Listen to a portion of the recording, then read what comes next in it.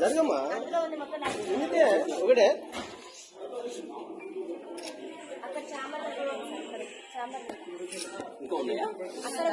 Alcohol చేయడానికి ఒక self control అనేది ఉండదు సార్. మేము అందరం మేజర్స్ అసలు మమ్మల్ని ఎట్లా కొడతారు? సొసైటీలో అసలు కొట్టే రూలే లేదు. అసలు 5th క్లాస్ నుంచే కొట్టారు. మేము డిగ్రీ స్టూడెంట్స్ సార్. ఆల్రెడీ మాకు ఆ స్టేజ్ అయిపోయింది. మేము అందరం మేజర్స్. అందరికి ఓటాకు ఉంది.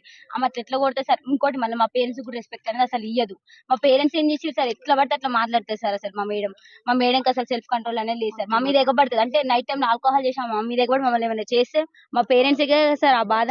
మా పేరెంట్స్ తో కూడా కరెక్ట్ గా మాట్లాడారు సార్. అసలు మాకు కరెక్ట్ గా కమ్యూనికేషన్ అనేది ఉండదు సార్.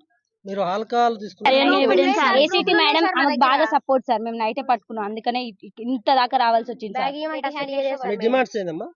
మాకు మెయిన్ మా ప్రిన్సిపల్ మేడం వద్దు, ఏసీటీ మేడం కూడా సస్పెండ్ చేయాలి అంతే. మాకు ప్రిన్సిపల్ మేడం అవి ఉన్నాయి కూడా దొరికినాయి బీర్ బాటిల్స్. రూమ్ సీల్ చేసినాం సార్ మేము.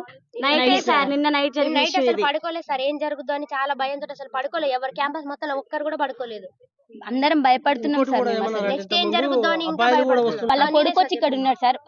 అంటే వాళ్ళ కొడుకు వచ్చినప్పుడల్లా మేము చాలా అన్కంఫర్ట్ గా ఫీల్ అయినాం సార్. మేము అందరం ఆడపిల్లలేం సార్. షార్ట్స్ వేసుకుంటాం, ఇంకెట్లనే ఉంటాం సార్. మేము కాలేజ్లో ఉంటున్నాం. హాస్టల్ అంటే కాలేజ్ టైం అయిపోయిన తర్వాత హాస్టల్ మేము అందరం డ్రెస్ చేంజ్ చేసుకుంటాం. కానీ మేము చాలా అన్కంఫర్ట్ గా ఫీల్ అయినాం సార్. వాళ్ళ కొడుకు వచ్చి 5 days 6 days 1 week వరకు ఉన్నారు సార్.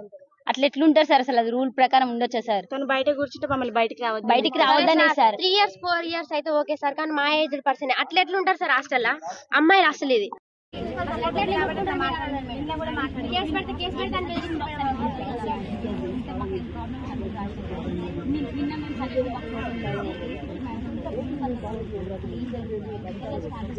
చాలా మంది రాశారు మేడం. చాలా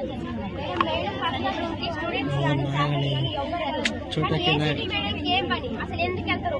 మేడం పర్మిషన్ లేకుండా ఆమె ఆబ్సెన్స్ లో ఉన్నా అయినా కూడా అసలు అట్లా రూమ్ ఓపెన్ చేస్తారు.